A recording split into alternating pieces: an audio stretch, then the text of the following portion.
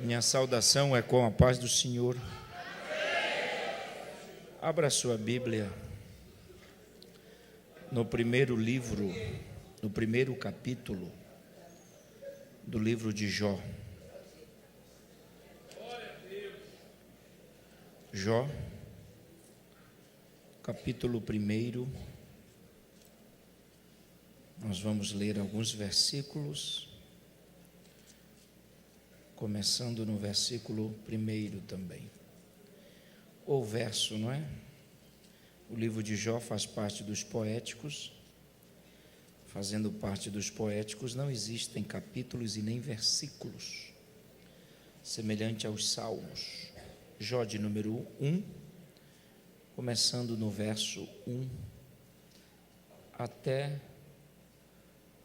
o versículo 3, o verso 3. Deixo minha palavra de gratidão ao pastor Alexandre.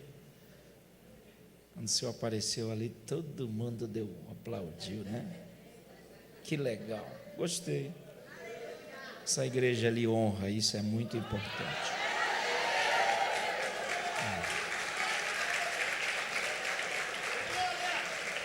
Eu sempre digo, nesses 27 anos que nós pregamos o Evangelho, que eu venho aqui, entrego uma palavra, outros pregadores pregam, mas na verdade o que vale é a sua voz, o que vale é a mensagem que você prega aqui.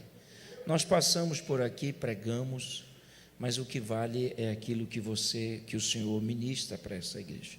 E eu fiquei feliz. Deus abençoe o senhor, seu filho também, não é? Eu vejo sempre eles aí no zap, quando chegam para mim, ele perto também é pregador do Evangelho. Comecei bem cedo. Eu era magro assim também. O meu paletó listrado era de uma listra só. Quando o Rebanhão fez aquele hino, pensaram em mim, entendeu? Deus abençoe.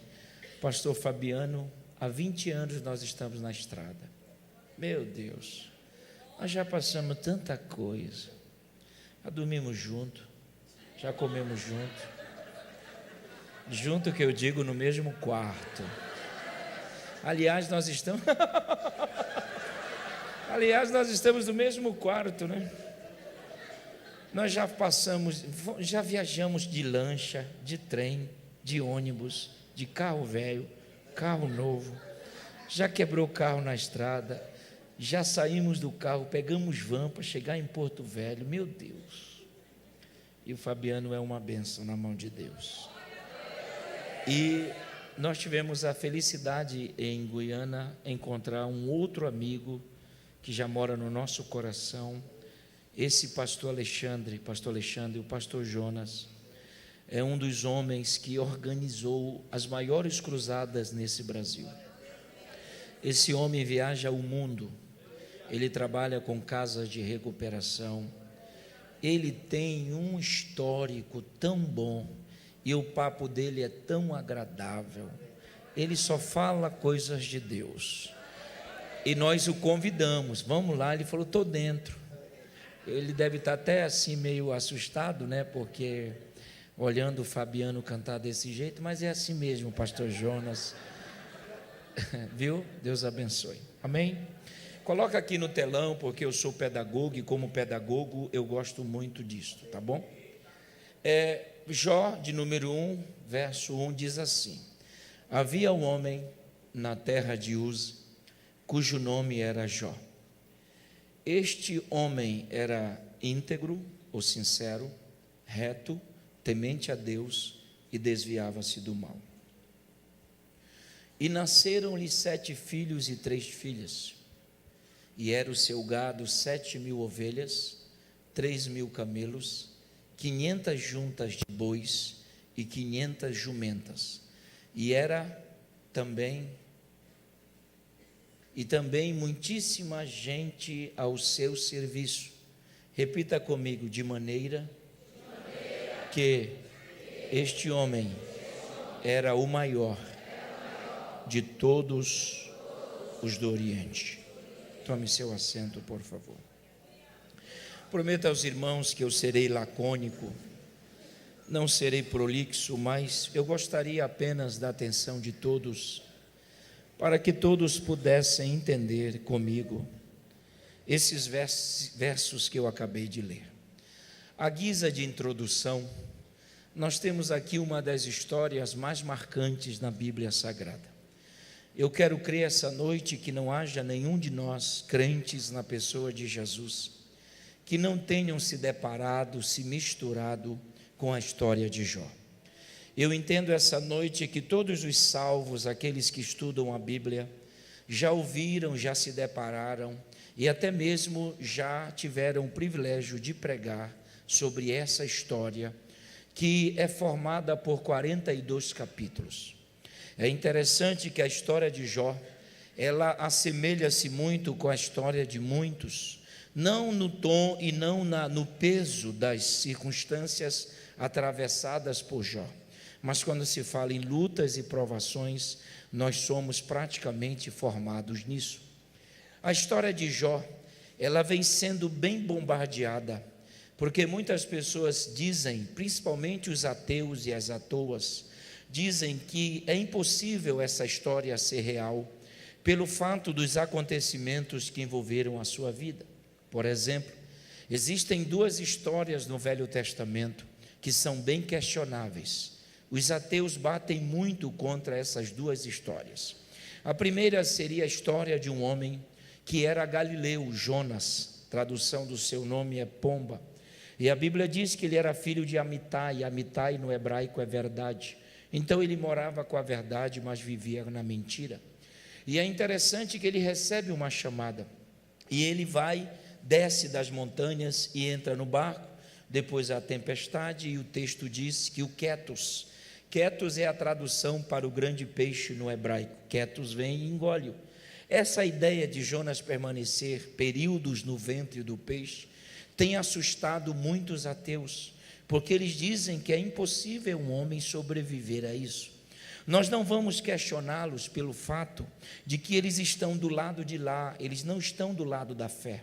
Eles não conhecem o Deus que nós conhecemos, porque Deus é capaz de fazer isto e muito mais. Então nós não podemos questioná-los. Uma outra história é essa história que eu trago apenas para a apreciação dos senhores.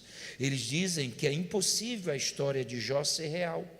Eles colocam, pastor Jonas, Fabiano, pastor, eles colocam a história de Jó na categoria da mitologia grega. É impossível um homem sofrer tanto, perder família, gado, perder tudo e permanecer fiel. Aí eu repito as mesmas palavras ditas no critério de Jonas. Eles dizem porque estão do lado de lá. Eles não estão do lado do sobrenatural. Eles não conhecem o Deus que nós conhecemos.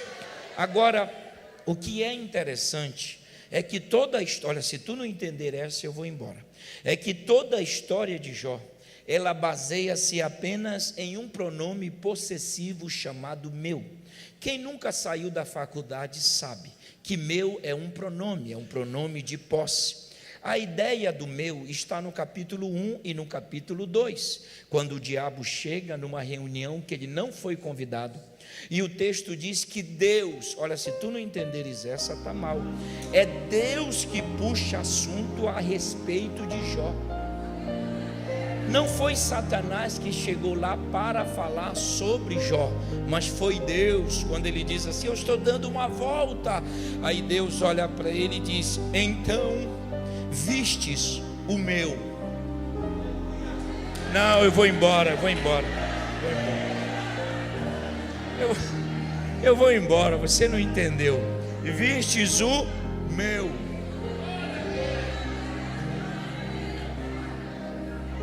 Daí surge todo o desenrolar do intercurso da biografia de Jó. Deus está dizendo, ele é meu. Eu trabalho muito com teologia. Aí alguém diz assim, todo teólogo é frio. É mentira, eu sou avivado, eu falo língua estranha. Alexandre me conhece, eu gosto do trem, mas também gosto da Bíblia. Eu gosto de Bíblia, entendeu? Que a Bíblia ela vai mudando, vai, não é aquela coisa toda. Aí chegou um aluno comigo e disse: eu leio a história de Jó e não entendo. Realmente, quem lê não vai entender. Agora, quem passar a estudar vai compreender o que está. Aí, e ele olhou para mim e disse assim: olha, eu acho, ele botou o achismo na Bíblia, né? Ele disse: eu acho que Deus deveria abençoar os fiéis e punir os infiéis. Aí quando eu leio a história de Jó, eu vejo Deus punindo um fiel, mas é porque ele esqueceu do pronome meu. Eu venho aqui essa noite como profeta da Bíblia para profetizar sobre a sua vida. Se tu estás sendo provado, não é porque Deus não gosta, não é porque Deus te abandonou,